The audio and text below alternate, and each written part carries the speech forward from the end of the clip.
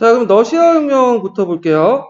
자, 이 당시 러시아 정당은 한번 다 같이 예전에 언급했지만 한번 좀 더 살펴보면, 자유주의자로 구성된 입헌민주당이 있고, 그 다음에 예전에 한번 인민주의자들의 이제 후손이었던 후계 사회혁명당 있죠? 사회혁명당은 모든 토지를 농민에게 재분배하고, 미륵 공동체를 강조하고, 소농경제 유지를 강화했고, 그래서 러시아의 어떤 특유의 사회주의를 주장했던 게 사회혁명당이고요. 그 다음에 러시아 사회민주노동당 있죠. 1898년에 창당돼. 그래서 그 당시 인민주의 사상 회의. 왜냐면 농민은 도저히 믿을 수 없다.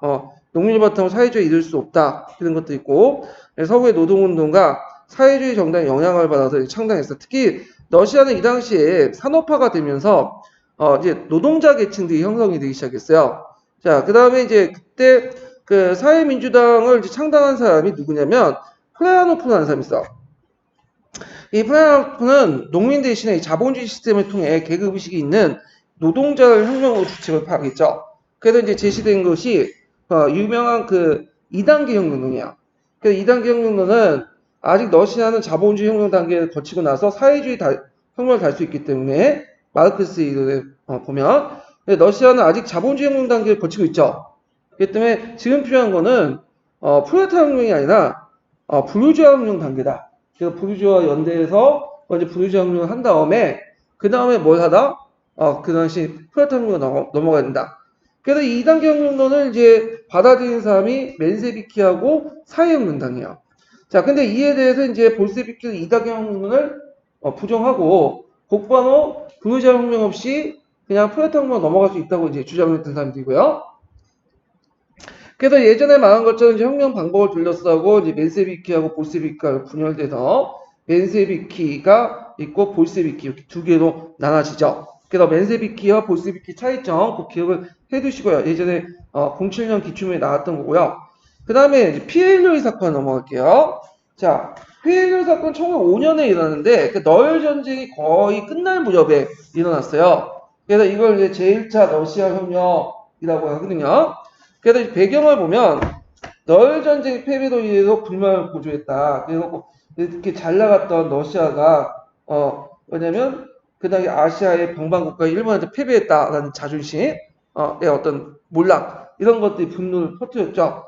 그 다음에 짜르 전제 정치, 산업혁명 진행, 노동운동의 전개, 사회주의 사상의 전파 등등 이런 것들 갖고 이제 있는데 1904년에 이제 그 당시로는 모스크바가 아니라 페테르스부르크예요. 노동자들이 대규모 시위를 했고 이들이 이제 8시간 노동, 최저임금제 실시 등을 이제 권유를 했는데 기업체가 안 넣어주니까 밖에 나가서 이제 뭐냐면 그 시위를 한 거야. 그래서 이제 평화적으로 그 당시 공정은 나가고 있는데 그때 짜르의 군대가 발표를 하게 되죠. 그래서 이걸 계기로 해서 전국적 항의 시위와 노동자 총파업이 일어나고 그 다음에 농민까지 참여하고 되고 그때 이제 뭐가 결성되냐면 노동자 대표 소비에트가 결성이 돼요. 소비에트는 원래 러시아 말로 평이해라는 뜻이야. 근데 이제 나중에 이제 소비에트 중심의 권력 구조가 형성되면서 권력 구조의 단위가 되는 거죠, 소비에트가. 근데 여기에서 좀 볼게 노동자 대표 소비에트. 군인 소비에트는 그때 결성되지 않았어요. 군인 소비에트는 언제 결성됐죠? 3월혁명 때 결성된 거야. 그래서 만약에 노동자 대표 소비에트만 결성됐다 나오면 언제 때 이거는 피에일로이 사건. 그다음 노동자 군인 소비에트가 결성된 거는 언제 때 3월혁명 때 이렇게 해서 피에일로이 사건은 노동자 소비에트. 그다음에 군인혁명 군인 소비에트까지 언급되면 3월혁명 이렇게 기억을 해두시면 돼요. 그래서 이제 전 러시아 농민들의 동맹이 결성됐고 거기다 일본이 군인들이 이제 반란이 참여했죠. 그래서 포츠키옵에서 해군 반란이 일어났고 이게 러시아 역사 최초의 공사봉기라고 하자고요. 그래서 예전에 이제 그 관련된 영화가 기록 영화가 예전에 한번 만들어진 적 있어. 예. 그 다음에 거기에다가 정 계층을 참여하면서 자유주의에 동참하면서 황제가 이제 뭐냐면 10월 선언 또는 10월 칙령을 공포하게 되죠. 자, 그러면 그 내용을 볼게요. 니콜라이 2세 개혁 요구에서 10월 칙령이 반포됐는데, 자, 그때 피에일로이 사건 때 민중들이 요구한 내용들이 하고 어떤 점에서 이제 10월 선언, 10월 칙령이 이제 그래서 니콜라이 2세가 받아들였냐? 를 보면 원래 처음에 요구할 때 민중들의 요구는 재헌의회 구성이야. 재헌의회는 뭐죠? 헌법을 만들 수 있는 거죠. 헌법을. 자, 시민적 자유, 8시간 노동, 민주공화정, 정치범의 석방, 경찰 해체, 대토지 몰수 및 농민 분배 이런 걸 요구했어요. 근데 황제가 이거를 받아들이면 이걸 받아들이면 어떻게 체제가 붕괴되죠. 그러니까 이런 것도 받아들일 수 없고 그래서 적당한 선에서 이제 뭐냐면 자기 체제 붕괴하지 않는 선에서 받아들이는데 일단 인신, 양심, 언론, 집회의 결사의 자유를 허용하고 재헌의에 대한 재헌은 헌법 만드니까 권력 구조가 관련돼 있잖아요. 좀 한 단계 낮은 입법기관 두마를 이제 각종 설치하겠다 이렇게 한 거야. 자, 그 결과 그 당시 이제 프랑스의 자금을 끌어들여서 재정 안정을 깼고 등등 이런 것들이 있고요. 그렇지만 이제 또 스토핀 반동 정치에서 이제 1차 러시아 혁명도 실패하고 등등 있는데 자, 이렇게 두만을 만들어주겠다고 하니까 이제 뭐냐면 예전에 뭐 노동자, 농민, 그 다음에 자유시민들이 참여했잖아. 근데 이제 전선에 분열이 일어나요. 일단 맨세키 볼세피는 참여 안 하겠다. 끝까지 수행하겠다. 그런데 이제 일부 이제 자유주의자들과 사회혁명당, 온건파들은 나와서 두만은 괜찮지 하면서 참여하게 돼요. 예. 자, 그러면서 이제 피해율 사건이 끝나게 되고 이때 이제 뭐냐면 스토핀의 반동 정치가 일어나죠. 반동 정치. 이게 예전에 기출문제 나왔던 거죠. 이거. 자, 스토핀은 이제 이렇게 1차 러시아 혁명 겪고 나서 너무 탄압을 하면 안 되겠다. 그래서 이제 혁명파들 탄압을 하지만 온건파들은 지지하면서 점진적 개혁을 이제 하게 돼요. 그래서 입헌 정치를 구현하고 혁명을 저지하려고 했다. 그래서 이제 반동적 성격을 가지고 있다는데 이건 후대의 평가야. 누구의 평가일까요? 나중에 러시아 혁명을 통해서 집권했던 볼세비크의 평가야. 근데 그 당시에는 이게 그들 입장 반동적이지 성격을 띠고 있지만 또 다른 입장에는 현실적일 수도 있어요. 점진적 개혁하자니까. 그건 이제 나중에 평가 부분이고요. 자, 그러면 선거법을 개정했어. 선거법을 이제 개정하면 그 배경을 보면 이제 두마를 설치해 놓으니까 이 두마에 전쟁을 반대하는 세력들이 너무 많이 들어온 거야. 그리고 이제 이들이 이제 개혁을 요구하고 그래도 이제 안 되겠다 해가지고 또 2차 두마를 이제 그 사회주의세력이 너무 진출해 주니까 스토핀이 두마를 강제 해산을 하게 돼요. 그래서 이제 올 때 1차 두마에 참여하지 않았던 이 사회주의세력들이 그 당시 그 많이 들어오게 되니까 이제 안 되겠다. 그래서 해산을 시키고 그리고 이제 선거권을 제한을 시켰고요. 유상계 중심으로. 그래서 유상계를 중심으로 해서 뭐냐면 1차 개정을 통해서 제한을 시키고 그 다음에 러시아 같은 소수민족들이 많아요. 그래서 2차 개혁 때는 또 비러시아계 민족주의 대표권을 축소시켜버려요.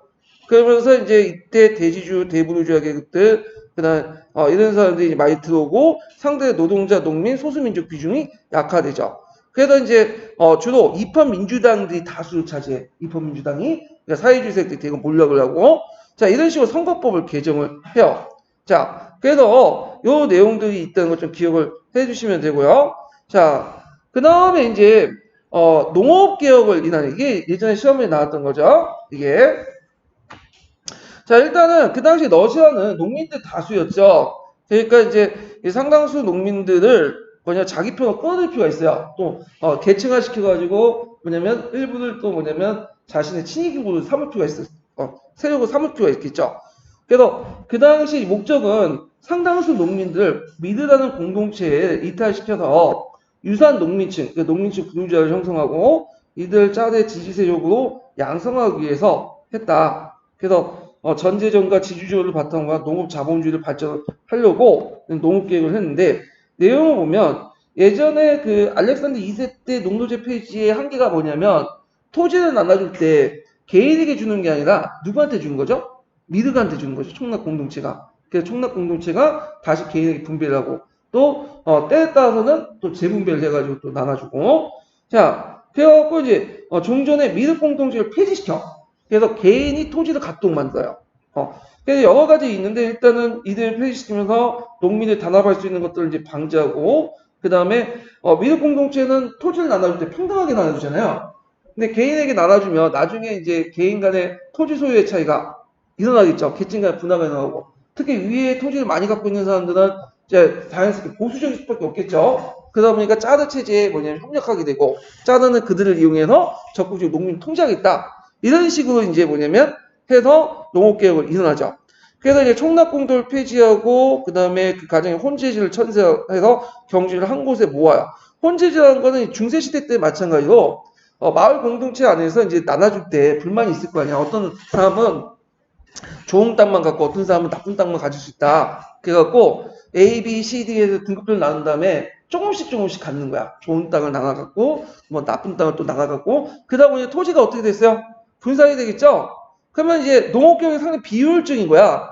그러니까 한 곳에 집중해야지 한 사람이 뭐 강작도 할 수 있고 그러잖아요. 그래서 이제 이런 것들을 이제 없애고 경주를 한 곳에 모으는 그런 작업을 했다. 결과 이제 경영이 영세화되고 토지 부족이 지속되면서 지주의와 반봉건적 농민 예속 장중이 됐다. 그래서 원래는 이제 한국에 집중하면서 그 강작 경영을 했지만 아직까지도 영세성을 탈피하지 못했고 그리고 지주제와 반봉건적인 어떤 농민 예속 관계가 계속 잔존돼 있었다. 이렇게 보시면 되고요.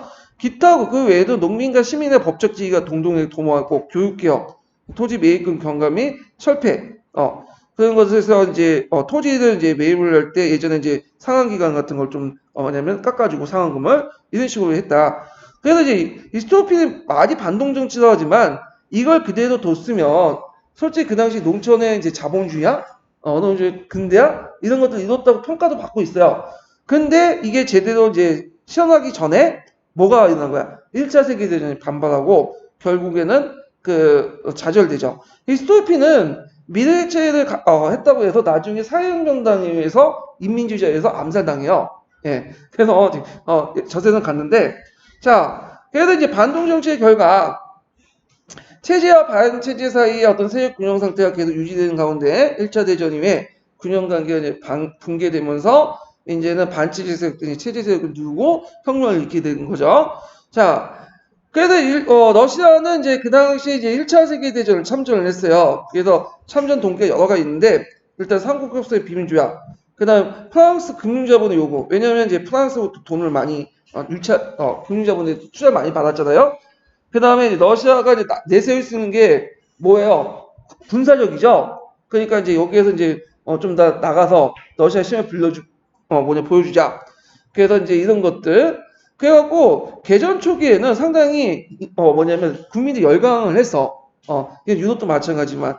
그래서 예국적 분위기가 조성돼서 국민들이 적극 참여했고 심지어는 다수의 사회주의자들도 전쟁에 참여하는 지시를 하죠. 자, 그리고 이제 이 과정에서 또 노동력 징집해서 노동운동도 탄압하고 그래서 막대한 군대를 끌고 왔지만 문제는 이 군대들이 보급이 잘 안 돼요. 러시아 같은 생산력이 좀 약하기 때문에 그러다 보니까 이제 군화도 제대로 지급하지 못하고 심지어는 총조차도 지급 못해. 그래서 두 명이 한 명씩 한 개의 총을 갖고 가서 진격하다가 한 명이 죽으면 그 뒤에 따르고 있는 사람이 총을 잡고 또 싸우고 그런 이제 형태도 하게 돼. 2차 세계대전 마찬가지. 맨날 그렇게 싸워. 러시아는. 근데 러시아군이 아까 얘기했처럼 이제 공격을 패배하고 후방에 또 경제 피폐, 사회주의 반정부 운동이 이제 하게 되죠. 자, 그러면서 일어난 것이 이제 3월 혁명이에요. 예, 1917년 3월 혁명이 일어났는데, 또는 이걸 2월 혁명이라고 하죠. 그래서 그레고리 역을 쓰냐, 유리우스 역을 쓰냐, 다르지만 하여튼 3월 혁명이 일어났는데, 배경을 보면 1차 세계대전 장기화, 물자 부족 같은 물가 앙등, 그다음 짜대 반동 정치, 구조적 모순들이 표출돼 나갔다. 그래서 이제 거기 이제 패전을 거두고 국민의 불안을 갖게 되고 특히 라스푼틴의 행포가 있어요. 계승이라고 이제 하는데 이 사람이 이제 뭐냐면 여러 가지 이제 문제를 일으켜요. 그래서 그 당시 니콜라이 2세는 전선에 나갈 동안 거기에 그 부인이 있어, 항우. 항우의 항우가 이제 계승이었던 라스폰티에 의해서 수준이 논란하거든요. 그러니까 국민들이 불만을 느끼게 된 거야. 그래갖고 이제, 예전에 최순실하고 비슷한 인물로 이제, 묘사됐는데, 하여튼 이제 특징은 뭐냐면, 이 2월 혁명, 3월 혁명은 자연 발생적으로 민중 공개에 일어난 거야. 그래서 이제 뭐 소비에트가 주도하거나 볼세비키, 맨세비키가 주도한 게 아니에요. 시위를 하다가 자연스럽게 일어난 거야. 나중에 이제 그거는 조직할 때 맨세비키, 볼세비키가 뭐 개입하고 그런 거고. 자, 이거 내용을 보면 식량 배급과 전쟁 중지와 전지 타도도, 전제 정지 타도도 이제 요구하면서 공장 노동자의 파업과 폭동이 일어나고요. 원래 이제 지난 명령을 받았던 군인들이 거기에 가세를 하죠. 그러면서 이제 노동자 병사 대표 소비에트가 결성되죠.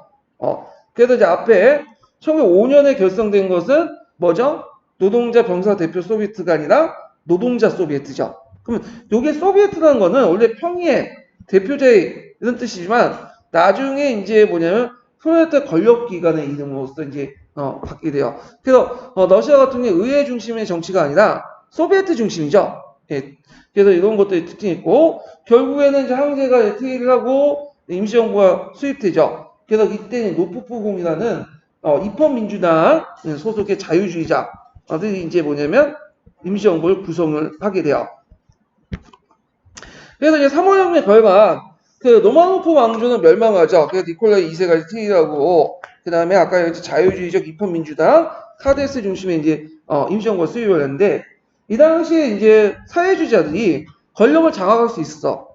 그 당시 참고로 이제 러시아 사회민주당의 주류는 볼세비키가 아니라 맨세비키예요. 그래서 이 사람들 입장할 때는 아직은 뭐냐면 우리가 권력을 장악할 때가 아니다 이렇게 생각한 거야. 왜냐면 그 2단계 혁명론에서 볼 때는 아직까지 무슨 단계죠?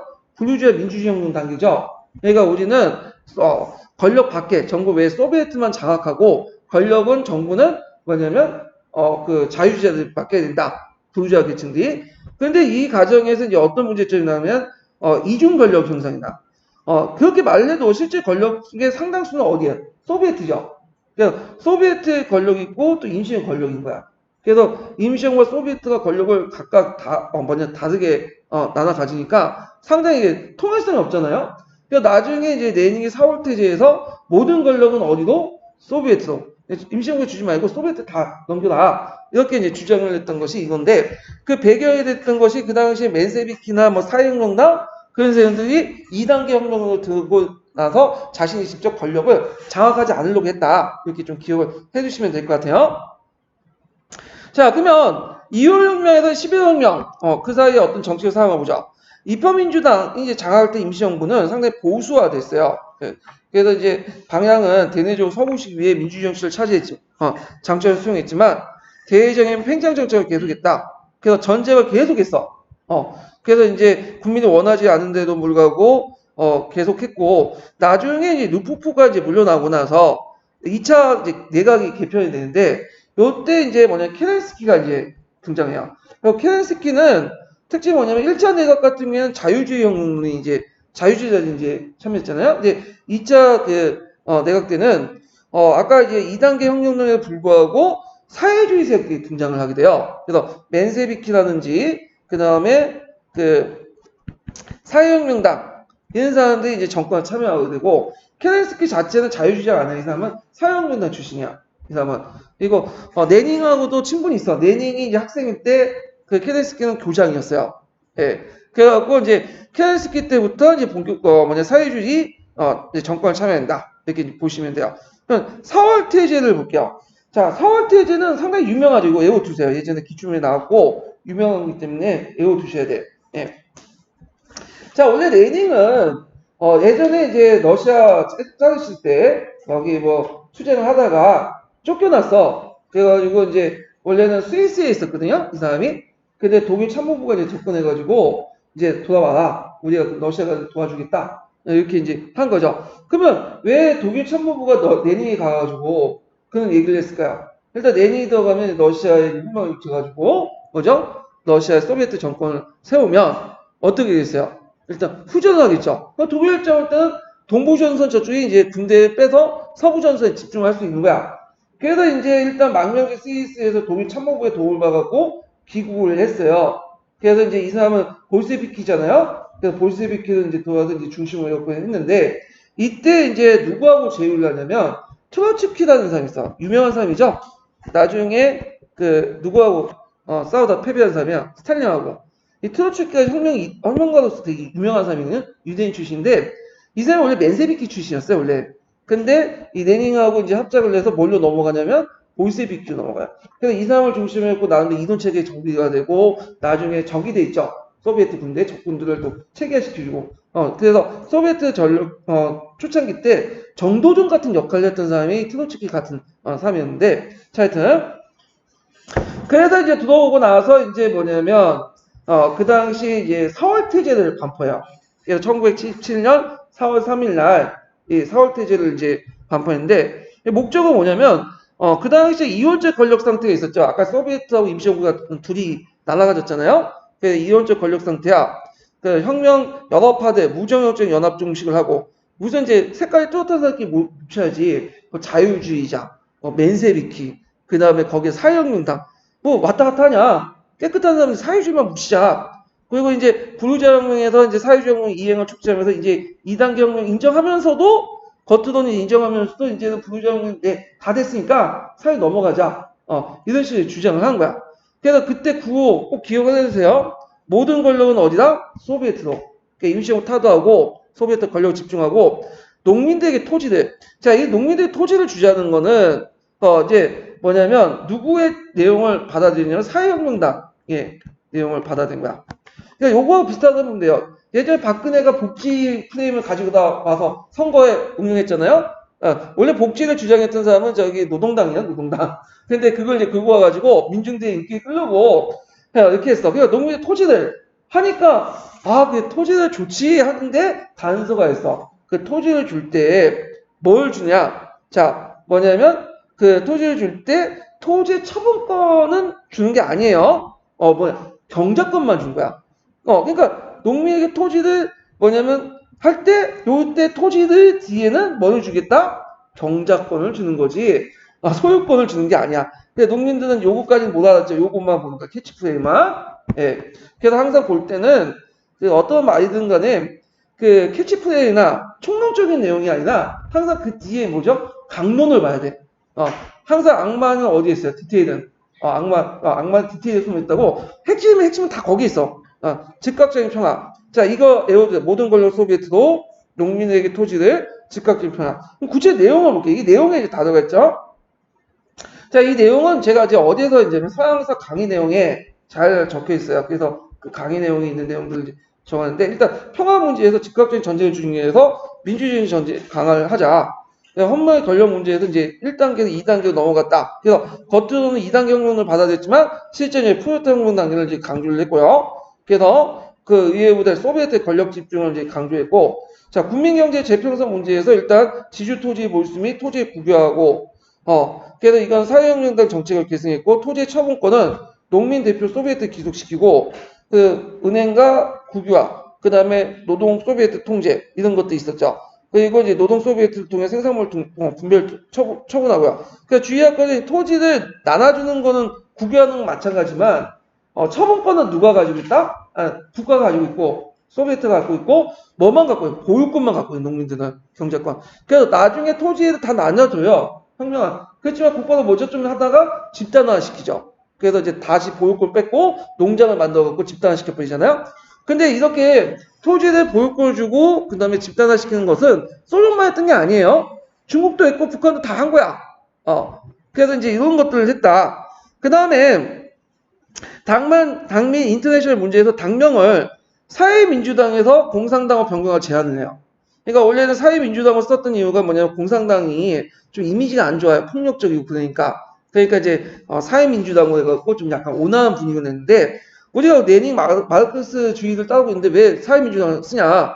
그 당시 공산당하고 민주당은 좀 다른 거죠. 사회주의는 큰 개념이고 사회주의 여러 세력 중에 왜냐면 마르크스 레닌주의, 정통 마르크스 레닌주의를 뭐야? 공산당을 했어요. 그래서 우리 공산당 쓰자.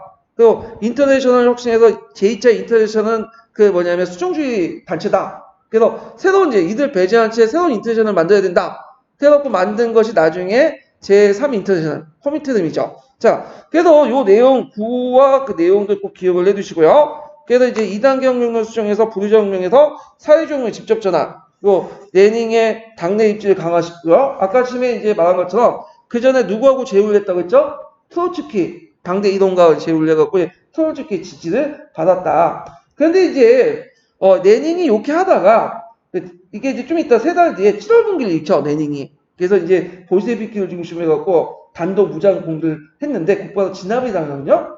그래서 이제 결국 레닌이 또 재망명을 해요. 갔다가 그러니까 그 당시 이제 레닌이 이제 볼셰비키와 사형에 대항하다가 그 뭐냐면 7월 분기를 했지만 곧바로 뭐냐면 망명을 하고 물론 다시 돌아오지만 그때 잠시 자 그 다음에 뒤에 넘어가서 10월 혁명을 볼게요. 10월 혁명. 자, 사회주의와 소비에트의 장악한 이제 볼셰비가 주도했는데 앞에 3월 혁명 같은 경우에는 좀 자연 발생적으로 일어난 거죠. 그래서 나중에 사회주의 세력들이 그 개입을 해갖고 이제 주도권을 장악한 거고, 근데 10월 혁명은 처음부터 끝까지 누가 이제 계획하고 주도를 했냐면 이거는 볼셰비크가 주도를 한 거야.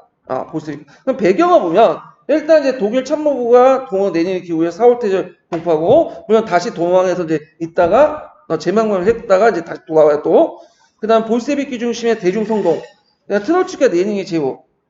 그러다가 이제 아까 반란 시도했다가 다시 레닌이 망명 갔다고 했죠? 7월 그게 봉기라고 하는데 자 거기다가 이제 그 구부파였던 크로이프 장군이 이제 쿠데타를 계획을 해요. 그런데 이제 그걸 뭐냐면 그 임시정부가 무능해서 이걸 제대로 뭐냐면 진압을 못해 케렌스키 정부가. 근데 그걸 누가 진압을 했냐? 그 당시 상트페테르부르크에 있는 그 소비에트가 진압을 했어요. 근데 그 상트페테르부르크 소비에트가 이미 이제 그 지역은 누구한테 넘어간 볼셰비크가 하는 거야. 참고로 초창기 그 소비에트는 멘세비크가 주도를 했어요. 멘세비크가. 그걸.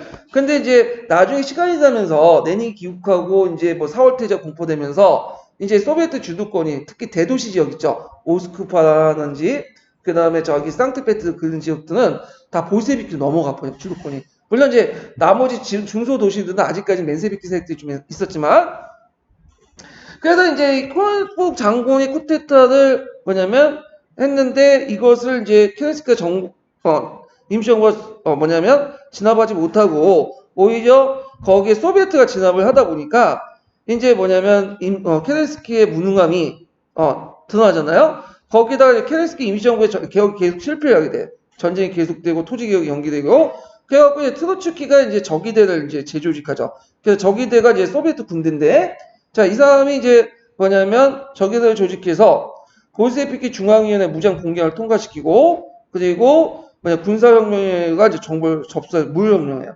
그러니까 뭐 전쟁도 안 일어났어. 그때 페트부르크에 뭐냐면 거울 궁전이 있었거든요. 포트 1세가 만들었던 그 포트 대제가 만든 겨울 궁전이 있는데 여길 공격해 들어가요.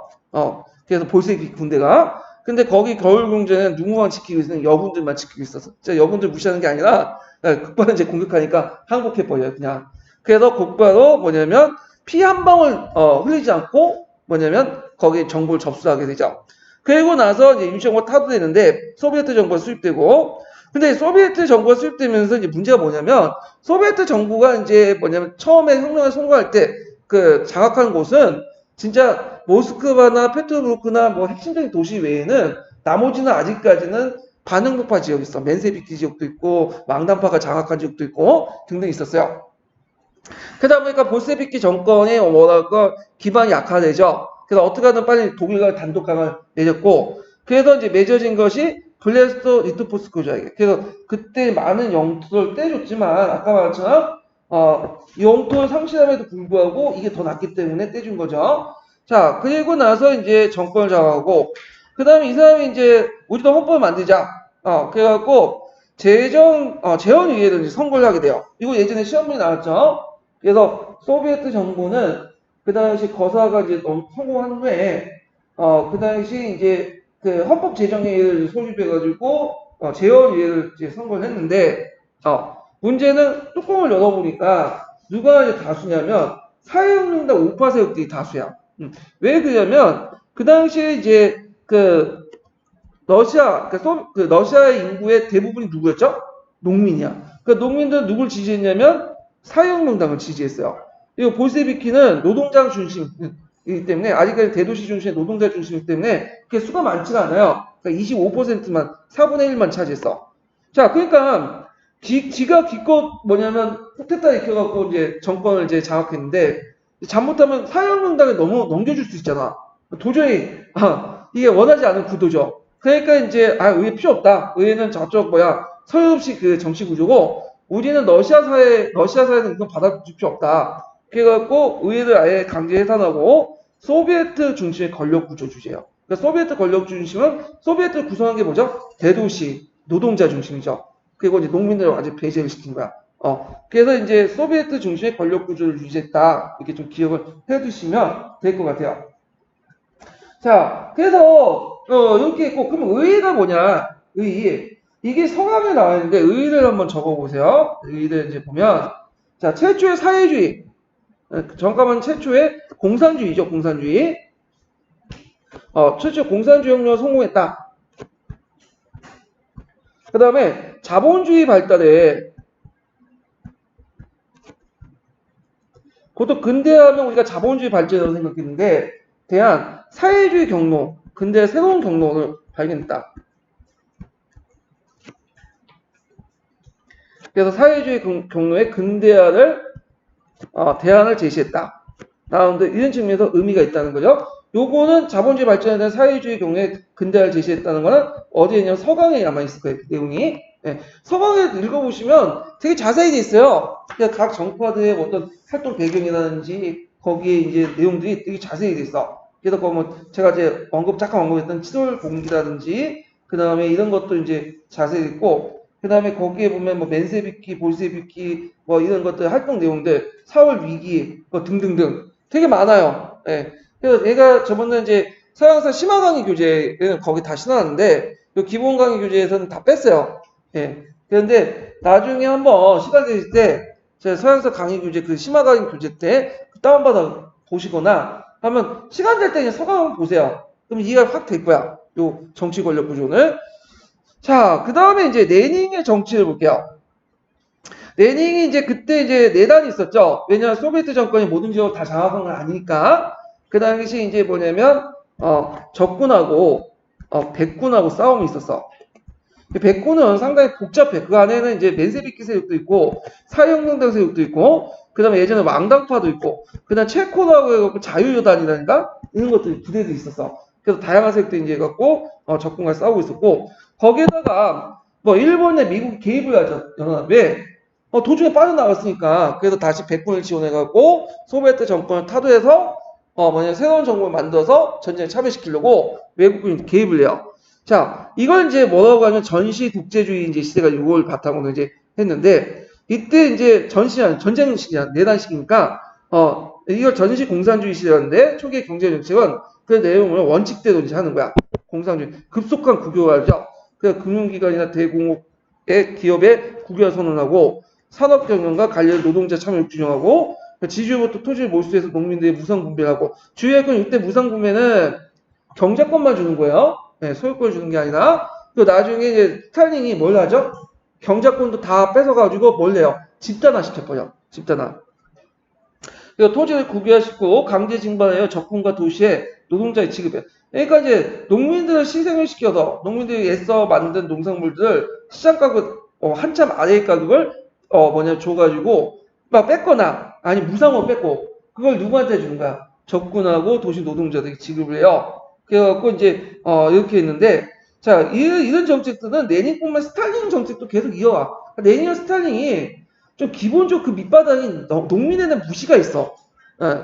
농민들이 이제 예전 짜르 시대 때 기껏 도와주려고 했더니 짜르한테 짜르 숭배 사상이 남아있고 뭐냐면 자기들 신고하고 그런 것들이 좀 남아있어요. 그 자기들 지지 안 해주고 사형령도 지지했잖아. 예.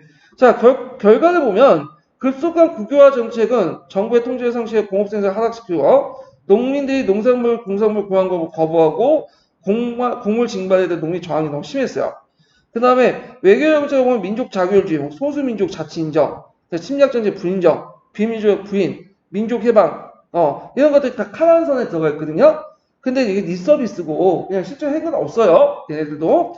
그 다음에 이제 코미테를 결성을 했죠. 그래서 각국의 공산당 지도기관을 삼았고, 자, 그 다음에 이제 내당과 외국 국민들의 개입을 좀 볼게요. 배경을 보면 일단 이제 강제 공출로 농촌 사회가 불안해지고 특히 이제 계기가 됐던 게 체코여단하고 인데 체코여단은 뭐냐면 예전에도 한번 설명을 했을 거예요. 원래 체코는 예전에 그 당시 어디에 속해 있었죠? 오스트리아에 속해 있었죠. 오스트리아 헝가리 제국에 속해 있었잖아요. 그래갖고 얘네들이 원하지 않는데 체코민들은 이 오스트리아 헝가리 제국에 개입을 해가지고 같이 끌려가지고 전쟁을 하고 있었던 거야. 근데 얘네들 입장에 오스트리아 헝가리 제국은 타도할 대상이지. 근데 얘네들을 위해서 이제 뭐냐 한 거야. 그러니까 우리가 이제 그 태평양 전쟁 때 일본군한테 끌려다녀갖고 한국 사람들이 이제 징병제를 했잖아. 그래서 이제 한국인들이 그 일본군이 이들랑 싸운 때 얘네들 입장에 일본을 위해서 싸우겠다는 생각 별로 없었죠. 그러니까 도망간 사람도 많았잖아요. 장중하처럼. 마찬가지 체코도 오스트리아 헝가리 군에 들어가서 러시아군과 싸우고 있었는데 그들 생각에는 오스트리아 헝가리를 위해서 싸울 생각 별로 없어. 그러니까 어떻게 될까? 도망쳐 나와요. 누구한테 갔겠어요? 러시아군에 간 거야. 한두 명이 아니라 너무 많이 간 거야. 그러니까 이제 체코에서는 얘들 이제 모아서 이제 체코 그 뭐냐면 그 포를 모아가지고 체코 연단을 만들어요. 러시아 국내에. 그래서 얘네들 이렇게 싸우게 이제 하는 거죠. 근데 문제는 러시아가 이제 싸우고 있는데 이제 동부전선에 막 체코 연단을 만들어서 싸우고 있는데 갑자기 뭐예요? 혁명이 일어나고 소비에트 정권이 들었더니 체코 연단을 싸우지 말라고 하는 거야. 그래놓고는 그 뭐냐면 너희들을 이제 어디로 가라 저쪽 와서 저기 시베리아 쪽으로 가가지고 저쪽 거기 배를 타가지고 저 체코 돌아가라는 거예요.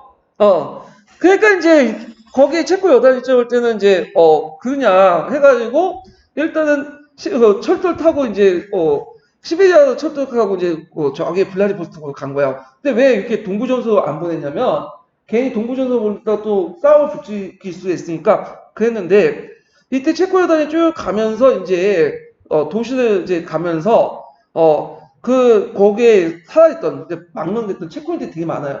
거기 체코인들 다 통합을 하고, 그 다음에 백군세력까지 통합을 해갖고 막 나가고 시작한 거야. 근데 이 사람들 원래 적군에 좀 호의적이었다. 나중에 이 적군이 지원도 안 해주고 막 타협을 또 하려고 하니까 백군으로 돌아가요. 그래서 이제 백군 측에서 싸우게 돼. 체코 여단이.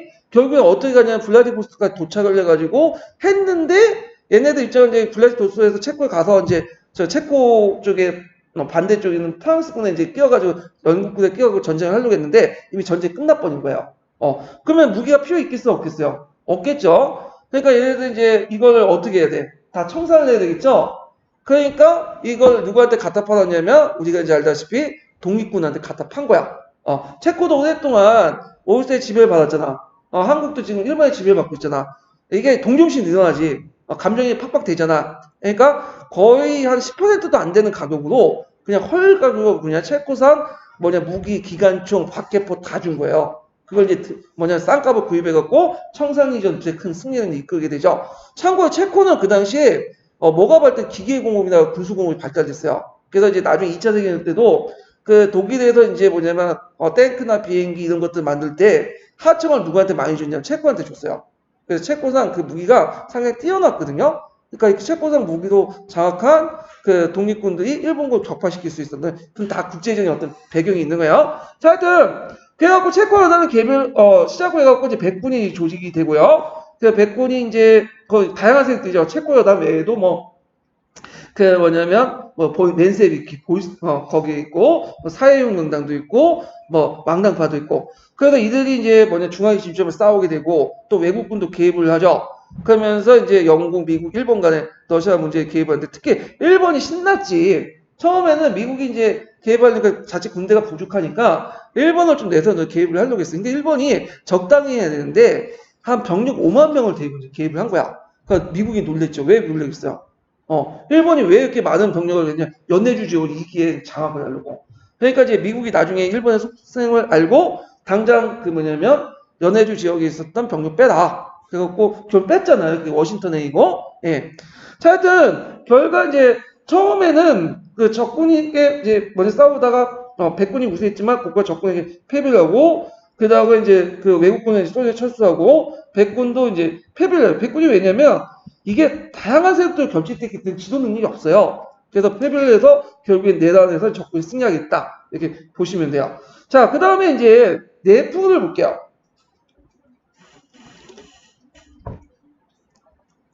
자, F는 이제 신경제 정책이라고 하죠. 그래서 이제 전시 공산주의 문제점이 이제 때문에 나중에 기근과 대규모 농민폭동이 일어나고 같은 접근 안에서도 크로스타트의 해군기지 반란 사건이 나요. 물론 진압됐지만 이 사건이 상당히 그 소련 지도부에 큰 타격을 줘. 같은 혁명의 동지들이 반란을 일으켰단 말이에요. 그래서 이제 안 되겠다. 종전에 전시 공산주의에 있었던 급속한 공산화 정책을 좀 완화시키겠다 해가지고 농민들로부터 이제 징발 축소하고 개인 기업을 허용해서 일부 자본주의 경제체제를 도입을 해요. 그래갖고 이것을 이제 보여주니까 이 당시 이제 외국 협력과 자본 기술 도입 필요성에 국제 협조를 포방하고 그 다음에 나파도 조약을 맺게 되죠. 독일과 상호 견제 원조를 하고 이제 전쟁이 끝난 뒤에요. 이거 이제 미국이나 다른 나라도 보니까 이제 소련이 완전히 사회주의국가만 아니네 자본주의국인데 하면서 소비에트 정부를 이제 인정하게 돼요. 결과도 영향도 에워주고 내용도 에워주시고 배경도 다 에워주세요. 왜냐하면 예전에 기출문이 나왔던 곳이에요. 자, 소련의 권력 변화를 볼게요. 소련이 이제 러시아에서 이제 소비에트 공화국을 만든 다음에 그 주변에 우크라이나, 백러시아 여러 이제 뭐냐면 러시아에 치하에 있었던 여러 민족도 있었거든요. 참고로 1차 세계대전 때 러시아 치하에 이제 소수 민족도 있어요. 되게 많아. 왜 예전에 소비에트 연방을 구성하고 있었다. 그 소수 민족들이 거의 반독립 상태였어. 반독립 상태였죠. 예. 그래서 제가 갑자기 반자가 생각나네. 하여튼 반독립인데 반반자요. 예. 반반자 이렇게 반독립 상태였고, 그래서 얘네들이 이제 러시아 정부가 무너지고 짜르 정부가 그러니까 이게 독립하자. 그래서 각자 독립 정부를 만들고 이제 했는데, 자 러시아 소비에트 정권이 이제 등장하고 그다음 백군에서 어느 정도의 상태가 이제 마무리되고 하니까 이제 소수민족들 독립을 그대로 놔서는 안 돼. 진압을 해야겠죠. 그래서 이제 그 당시에 뭐냐면 소수민족들 독립을 진압을 해야 돼요. 아르제바이잔 그 다음에 아르메니아, 그다음 카자흐스탄 이런 지역에서 독립을 다 진압을 했고요. 그리고 나서 각국의 소비에트 정권을 세워요. 지방 소비에트 정권을.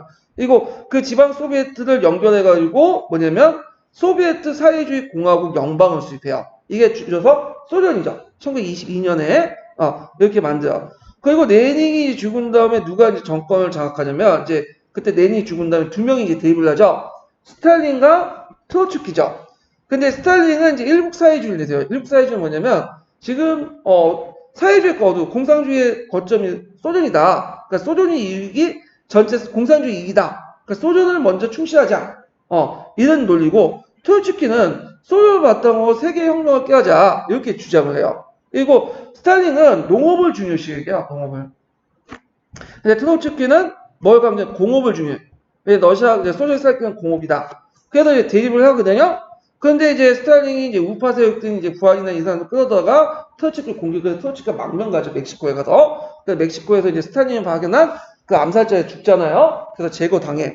근데 웃기는 스탈린이 이렇게 딱 집권하고 나니까 트로츠키의 말이 맞는 거야. 이 공업 중심의 어떤 정책이. 그래서 이제 농업 중심의 정책은 폐지하고 이 트로츠키의 공업 중심의 어떤 정책을 받아들여. 그래서 이제 어떤 정책을 하냐면 농업을 희생화시켜가지고 공업을 발전시킨 거야.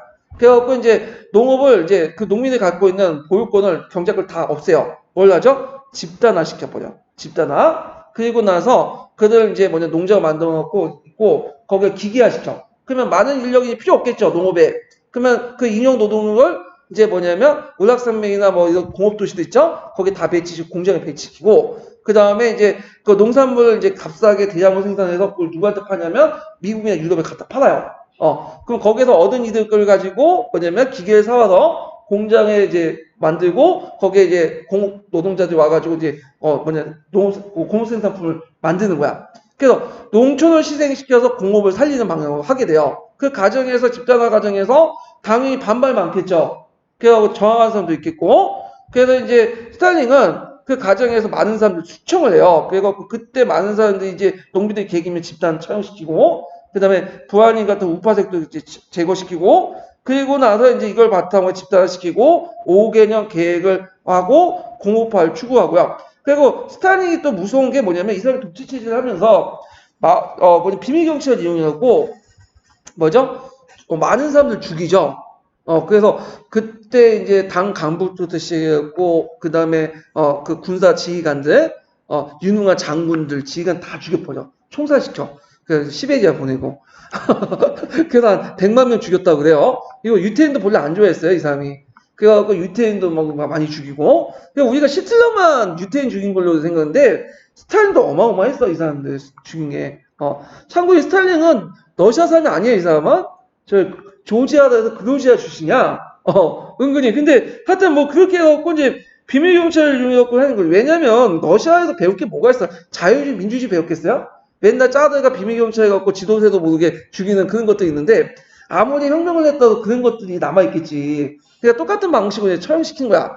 그런데 이게 문제가 생긴 게 뭐냐면 나중에 전쟁 이제 독소전 할 때 초반에 이제 러시아가 군사력이 되게 강함에도 불구하고 멤버가 깨지는 거야. 왜? 유능한 지휘관들이 다 어떻게 돼요? 수청당했어, 그냥. 그러니까 밑에 이제 하급 지휘관들이 이제 뭐냐면, 군대를 지휘하는데, 지휘를 잘 못하지, 처음에는. 그러니까 이제 초반에는 상당히 고전을 하게 돼요. 이 스탈린 정책 때문에. 자, 하여튼, 이런 식으로 이제 스탈린 독재 정치를 했다. 이렇게 좀 기억을 해 두시면 될 것 같아요. 자, 그래가지고 이제 이렇게 해서 한번 전반적으로 스탈린까지 한번 살펴보고, 서양사 개론 내용을 이제 좀 볼게요. 자, 러시아 혁명. 자, 알렉산더 2세의 암살 후에 더 강화된 전제 정치 하에서 농노 회복을 바탕으로 한 공업의 발전은 1890년대 이르러 본격적인 공업화 단계로 진전하게 되었다. 그 결과 한편으로 부르주아가 대두되고 자유주의가 발전된 반면에 공업 노동자가 증가되고 노동운동이 활발해져 마르크스주의를 비롯한 사회주의 사상이 퍼지게 되었다. 그래서 이때 이제 러시아 사회는 19세기 말에서 20세기 초에 큰 전환기가 맞이하겠다. 그러나 짜르의 정치 정치가 아무런 변화도 없고 오직 자유주의와 혁명운동에 대한 철저한 탄압이 있을 뿐이다.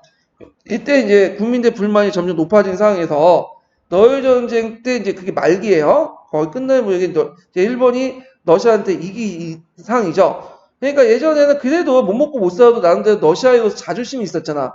근데 그렇게 우리가 우습게 봤던 일본한테 깨졌어. 그러니까 이제 들고 일어난 거죠. 그래서 1905년 초에 수도 페트스부르크에서 공장 노동자의 파업이 일어나고 1월 22일 날 약 14만 명의 노동자들이 항제 진전서를 제출해 공주에 갔어요. 그때는 평화시였어. 그래서 나름대로 항제에 대해서 믿음을 가지고 있었어요. 짜르에 대해서. 그런데 이때 친위대가 무장도 하지 않은 궁중에서 발표를 하죠. 그래서 이 사건을 피해 일요일 사건이라고 하죠.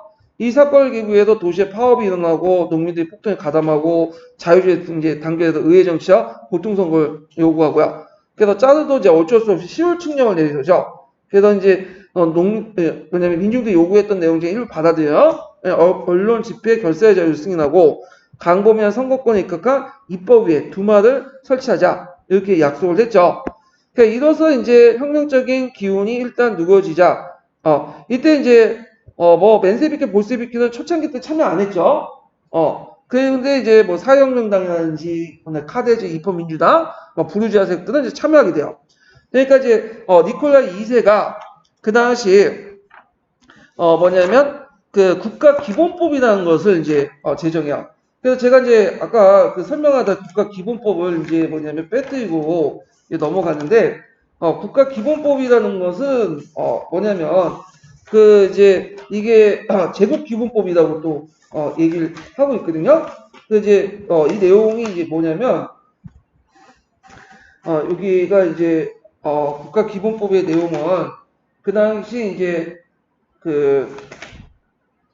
짜르의 무제한 입법권 및 국가 예산의 무제한을 포기한다. 그 내용이야. 그래서 부분적으로 뭐냐면 두마가 입법권을 가지고 있는 그런 것들을 얘기하는데 문제는 이게 겉으로는 상당히 뭐냐면 입법권을 포기하고 국가 예산 무제한권을 포기한 것처럼 돼 있지만 상당수가 입법 이걸 의회에 넘긴 것처럼 했지만 결정적으로 뭐는 건들 수 없다?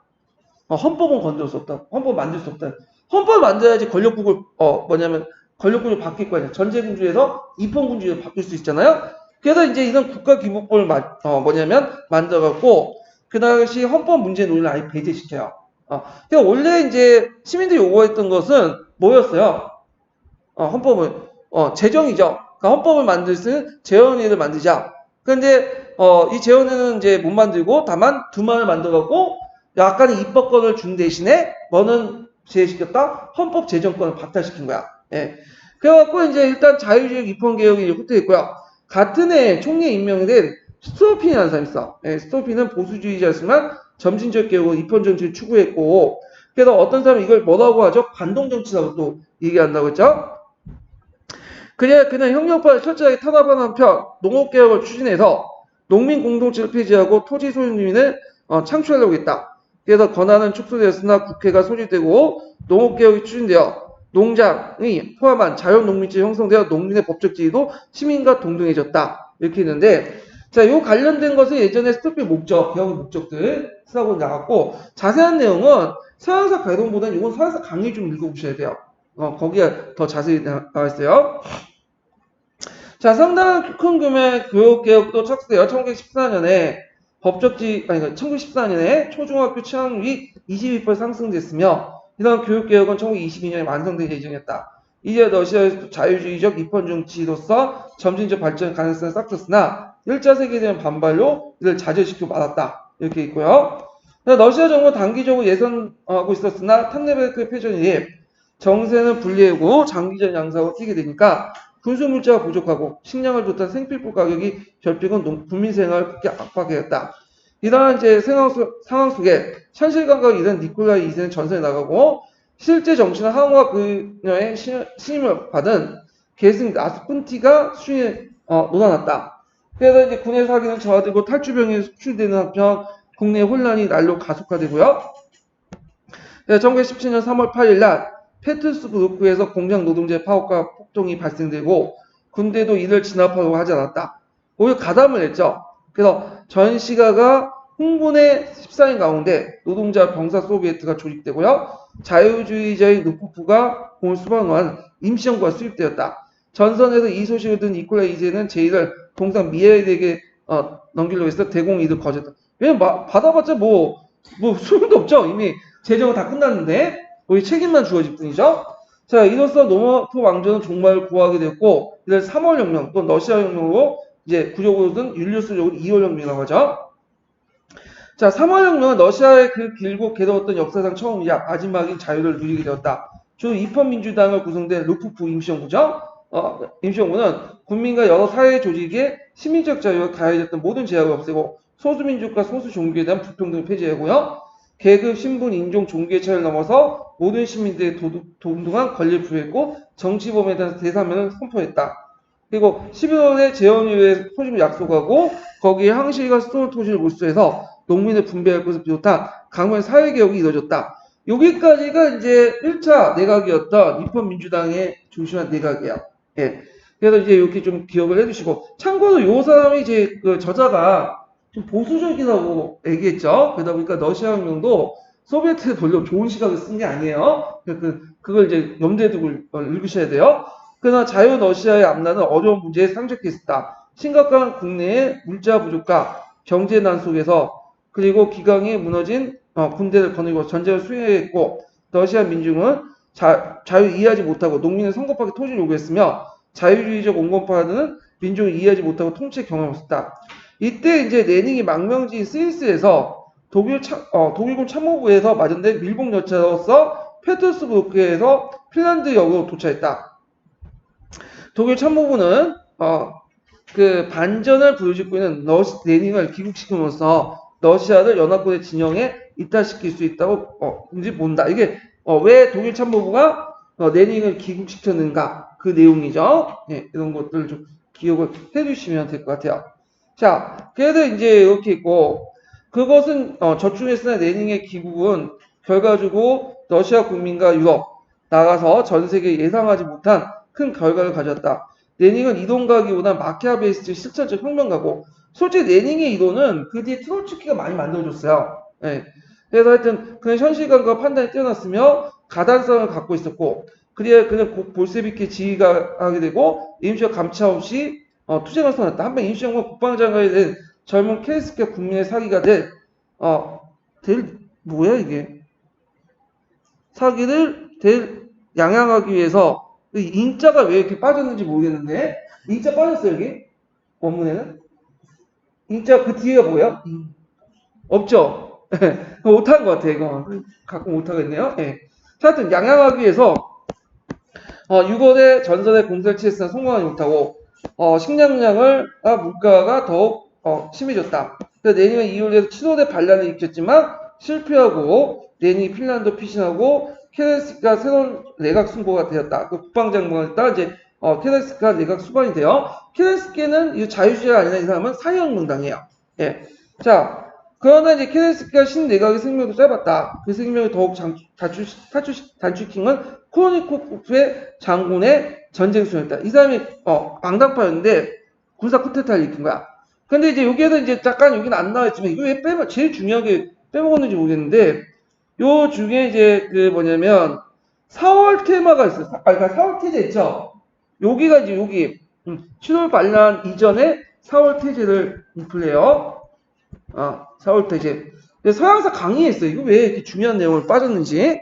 자, 그래서 요거는 서양사 개론은 서양사 개론은 그 러시아 영문사를 읽을 때 강의어 같이 읽는 게 좋아.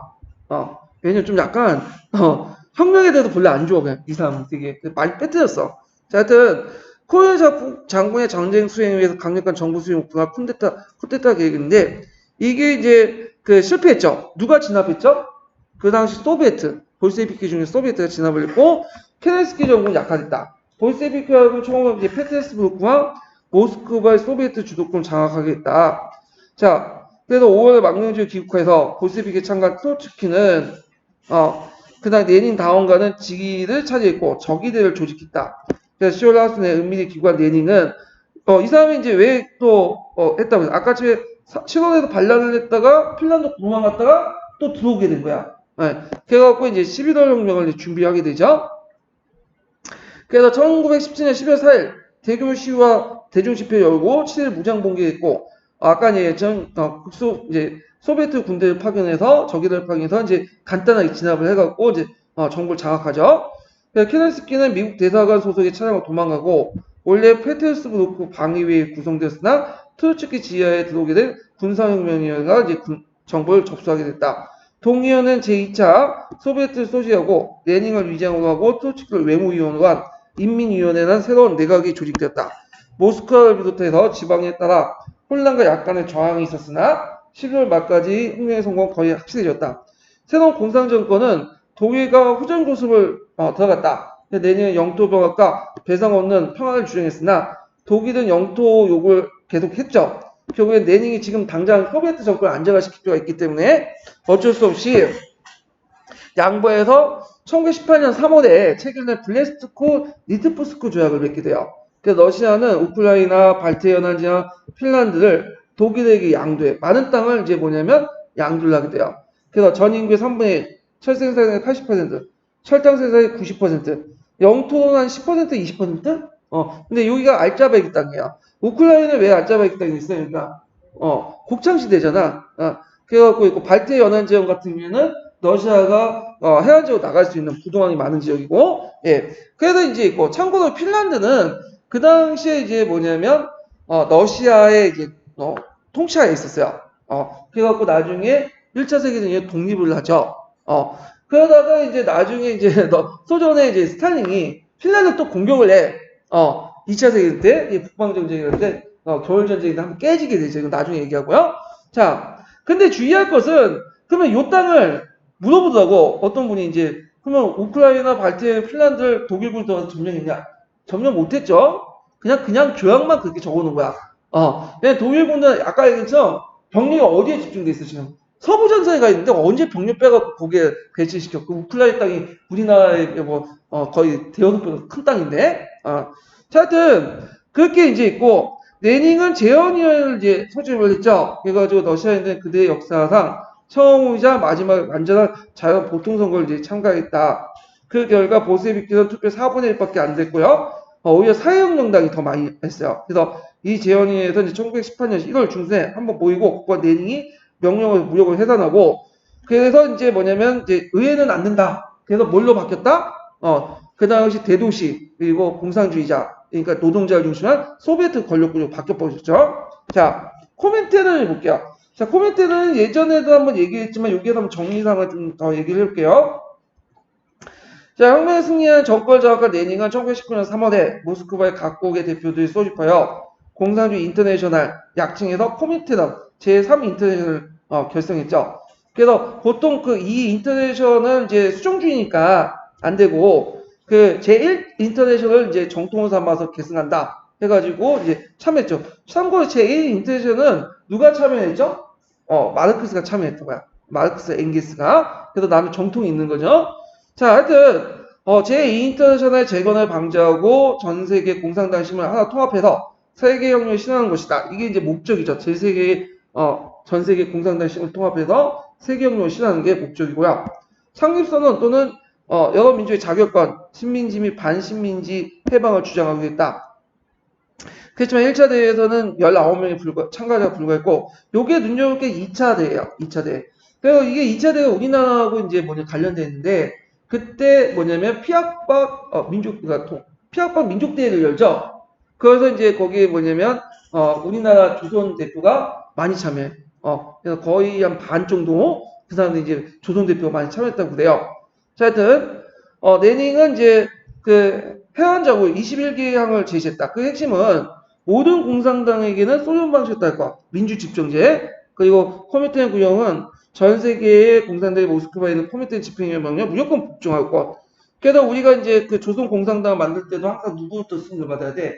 코미테로부터 일일이 승인을 받는 것이 이거예요. 그래서 실제 코미테 집행위원회는 각국 공산당 내부 사정을 간섭할 권리를 갖고 공산당의 관계도 모스크바 승인을 받아야 되며 그 다음에 코미테 밖에서 또 공산당 활동이 금지했다. 그래서 이제 그때 뭐 일당 일국주의를 내세우고 뭐 각종 태제를 내서 명령 내리고 근데 나중에 코미테는 해체돼도 이런 그런 습성이 남아 있었어. 그래서 나중에 이제 항상 북한이나 이제 50년대까지만 해도 중국에서 뭔가 일이 있으면 누구의 승인을 받아야 돼? 소련의 승인을 받잖아요. 예전에 습관이 남아 있었어 그래 애들이. 자, 하여튼 그 결과 세계 공산주의 이해관계는 소련의 이해관계 동일시하고 그 다음에 코미테는 소련의 외교정책의 도구가 되었다. 대부분 외국 공산당은 세계 최초의 사회주의 국가를 건설한 볼세비키에 충성할 수밖에 없었던 것이다. 자, 코미테의 방식과 정책은 수시로 변경되었으나 아시아 후진 지역에 대해서 반제국주의, 민족진영과 합작과 동맹전술을 초기부터 구성했고 그래서 이게 2차 대회죠. 2차 코미테넌 때 피아파 민족대회 때 그때 이제 뭐냐면 태제를 내려갖고 서로 결합을 해라. 그래서 자화합작 운동도 일어나고 그랬잖아요. 1930년대 또 뭐냐면 7차 코미테넌 때 공동정작을 하고 되고 이건 유럽 갖고 인민전선 형태로 자화합작 형태로 나타나고 우리나라도 이제 30년대 자화합작 운동 그 다음에 이제 이런 것들로 나타나고 제2차 국공합작으로 이렇게 나타나게 되죠. 자, 그러나 1939년 독소 불가침 조약이 체결돼 이 전술 포기되고 1941년에 독일이 소련을 공격, 이게 독소 전쟁이 나죠? 스탈린은 1943년에 연합군의 공산주의 혁명에 대한 그 두려움을 해소하기 위해서 결국 코미테논을 해산했다. 이렇게 이제 보시면 돼요. 뒤에 이제 코미테논을 이제 이어받은 것이 이제 2차 대전 이후에 코미포럼이라는 조직이 있어. 이건 나중에 좀 얘기를 할게요. 자, 그래가지고 이제 이렇게 해가지고 있고, 뒤에 이제 그 부분이 이게 없네. 뒤에 부분에 이제 그 네프와 관련돼 있는데, 요거는 좀 지금, 좀 쉬었다 할게요. 예. 그래서 이제 요거 하고 나서 할게요.